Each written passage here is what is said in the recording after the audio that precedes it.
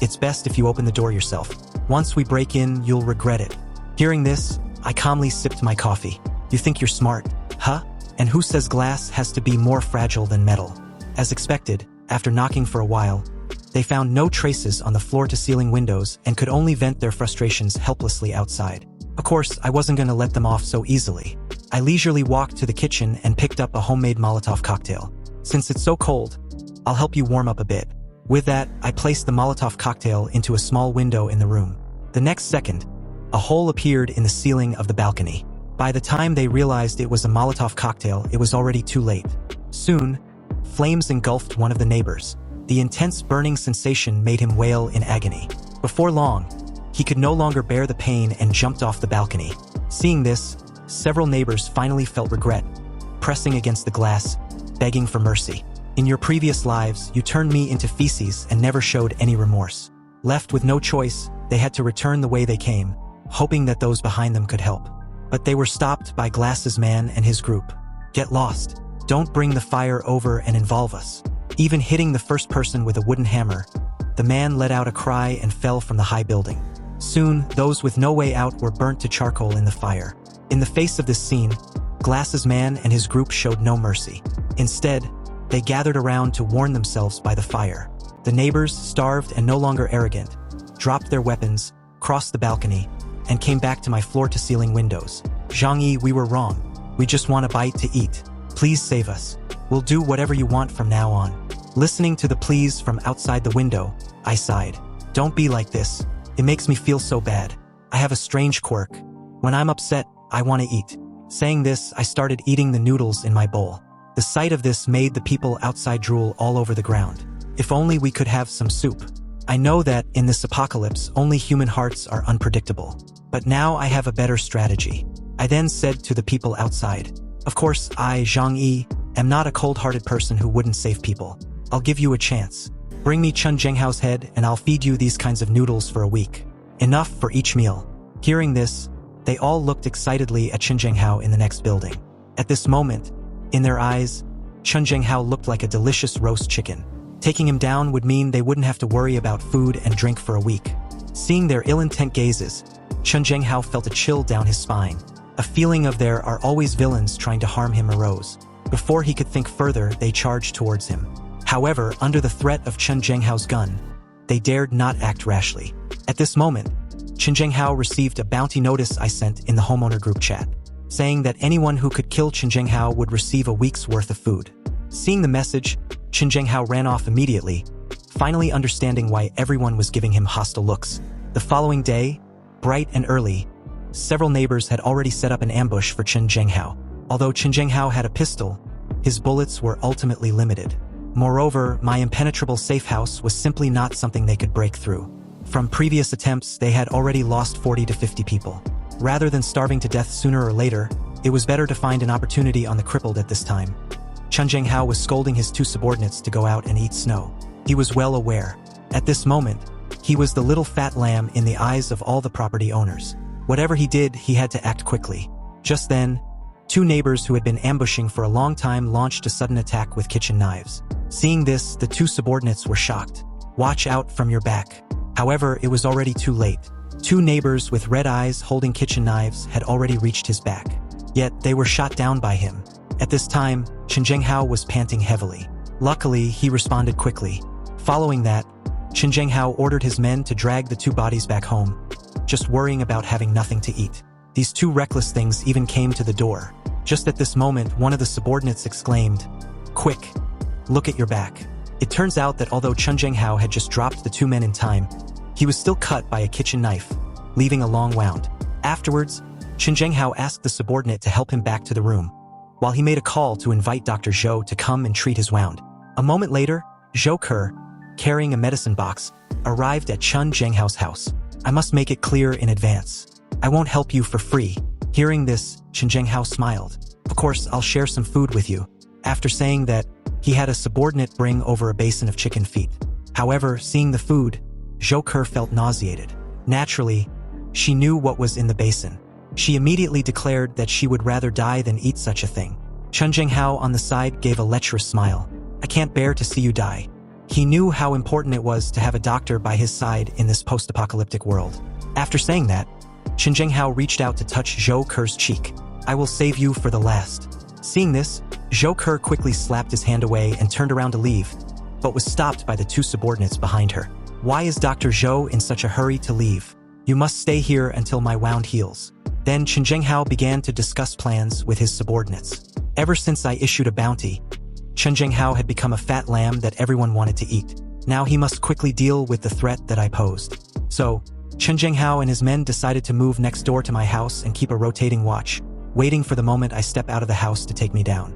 Zhou Ke, who heard their conversation, immediately got up pretending to go to the bathroom.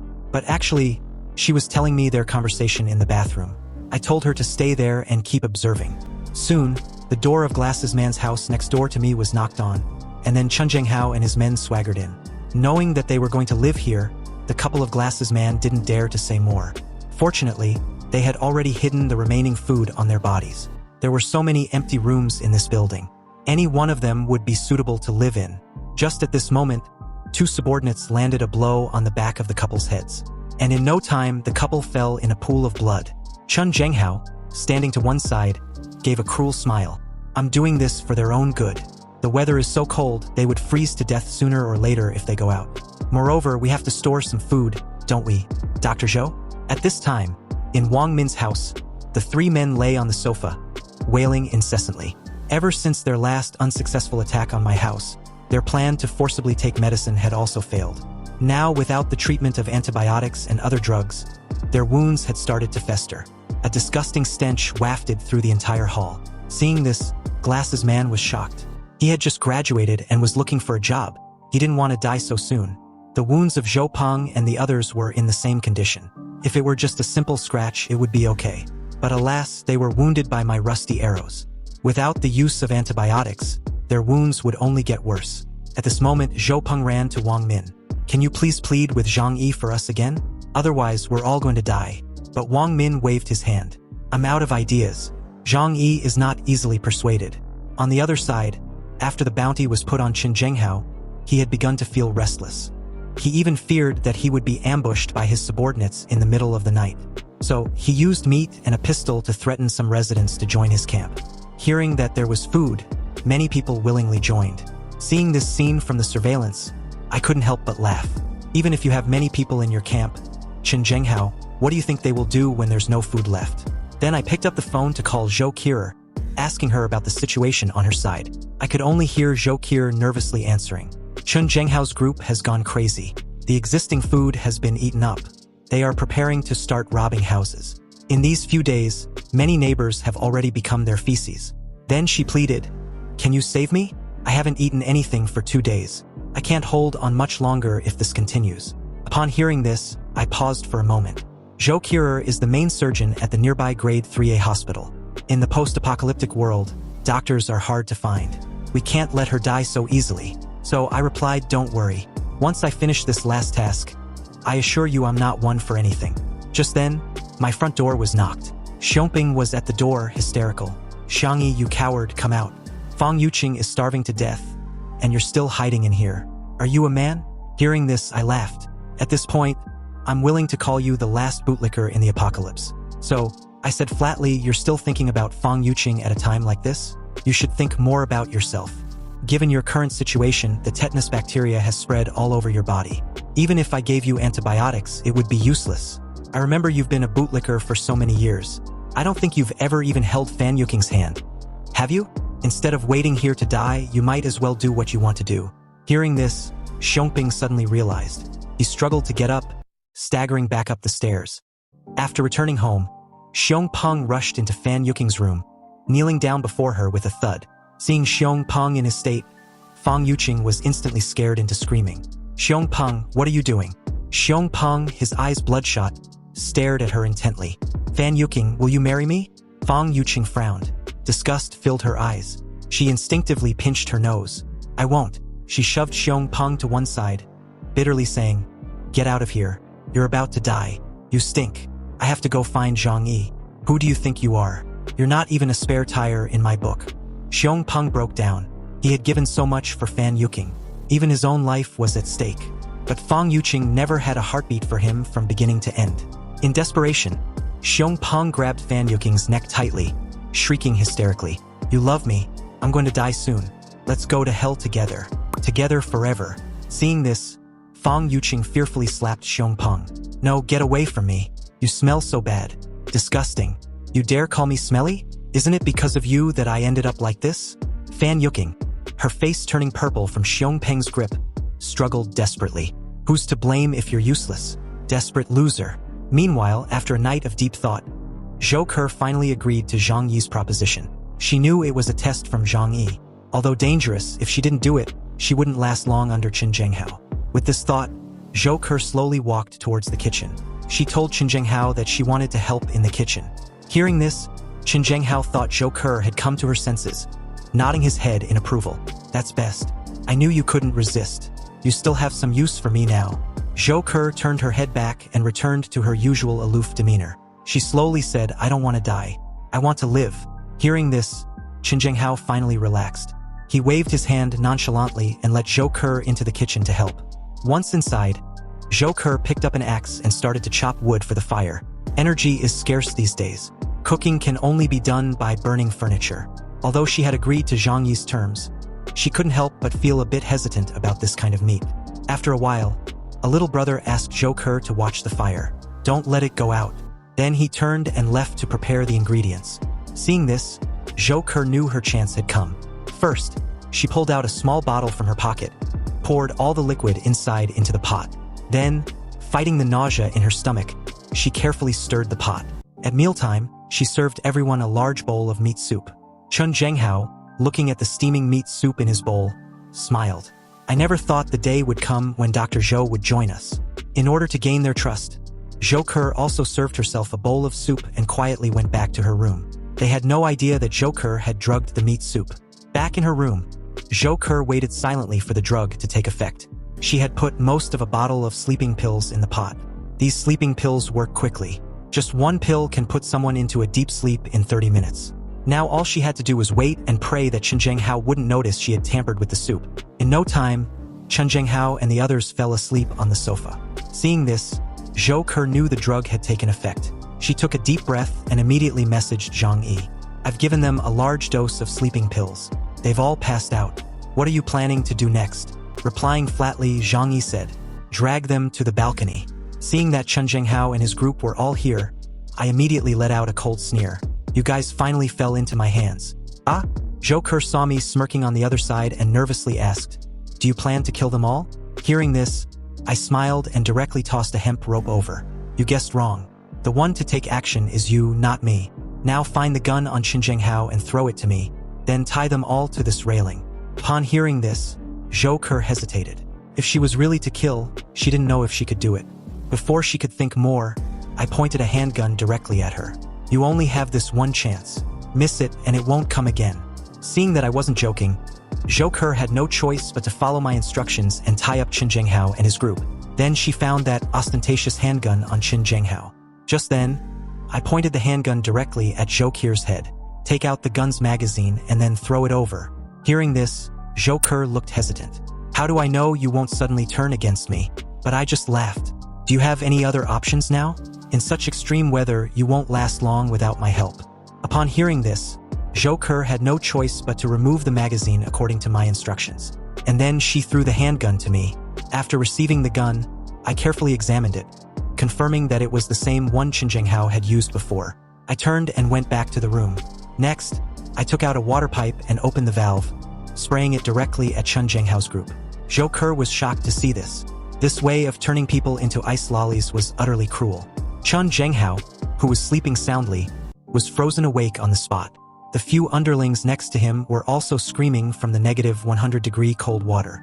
Looking at his bound hands and feet, Qin Zhenghao realized that he had been drugged. Immediately, he twisted his head to look at me. "Zhang Yi, you are so despicable." Hearing this, I just laughed. "You dare to call me despicable? It's time to send you guys on your way." With that, I opened the valve again. The next second, a thick column of water sprayed directly at several people. In such extreme cold, no one can withstand negative 100-degree water for 3 minutes. Sure enough, Qin Zhenghao and his group on the other side had already been frozen into ice lollies. Just at that moment, Zhou Ke received my call. You've done a good job. You've passed the test. After hanging up the call, Zhou Ke collapsed on the ground, though she could finally survive. She was no longer the white-robed angel. Under my guidance, Zhou Ke had successfully proven her value, and I naturally kept my word, deciding to let her live in my house. A moment later, Zhou Ke cautiously arrived at my front door. Although I could see from the surveillance that she didn't carry any dangerous items, I didn't dare to be careless. So I picked up the handgun, pointed it at the door, and said coldly, "The door's not locked. You can come in." Upon hearing this, Zhou Ke nervously pushed open the heavy steel door. Seeing her enter, I immediately locked the door, and Zhou Ke collapsed directly on the floor. At this moment, a long-lost sense of warmth was filling her body.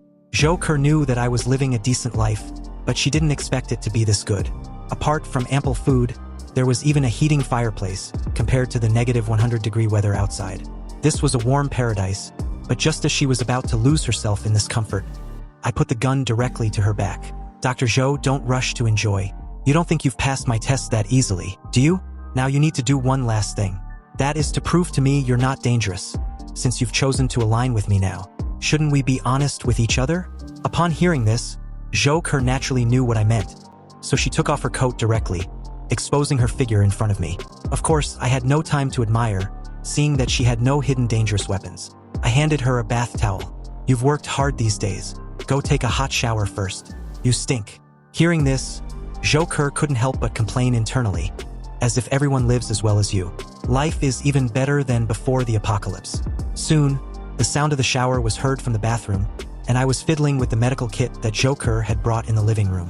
I put everything like syringes into the different space. Though we were being honest, it's always better to be cautious. 2 hours later, Zhou Ke, dressed in pajamas, emerged from the bathroom, her wet hair hanging down her back. There was a thrilling beauty about her. I then patted the sofa next to me, indicating for her to sit down. Next, I picked up the hairdryer and began to blow dry her hair. "I didn't let you live here because you're pretty, but because you're of some value to me. But you have to understand, this is my home. Allowing you to live here is a great favor. So, it's best not to have any bad intentions. There's surveillance all over this room. Once I find you plotting against me, I'll have no qualms about killing you." Then I pointed to the room next door. "You'll live there from now on. Without my permission, you're not allowed to wander around." Hearing this, Zhou Ke replied softly. She was very clear about the consequences of being thrown out by me. Then I continued, "Dr. Zhou, you're a smart person. I hope you can do as you say. Of course, I won't treat you unfairly." At this point, I walked behind Zhou Ke. "I'm about to reveal my biggest secret to you." Doing this was naturally to ensure Zhou Ke's loyalty to me. Then I continued, "Everyone knows that the cause of this snow disaster is the gamma rays from a supernova explosion. But these rays can also cause mutations in humans. With that, I conjured a loaf of bread out of thin air. This is the superpower I gained different space. I can store any supplies in it." Seeing this, Zhou Ke also suddenly understood.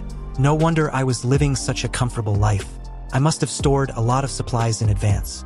Then I continued, "Dr. Zhou, you're a smart person. Only by following me can you enjoy all my supplies. Will you have food to eat, hot water baths to take? Once I die, the supplies in the different space will disappear with me. So you can only survive if I survive. Right now, I don't fully trust you. You need to exchange labor for rewards. So, from now on, you'll be responsible for all the housework."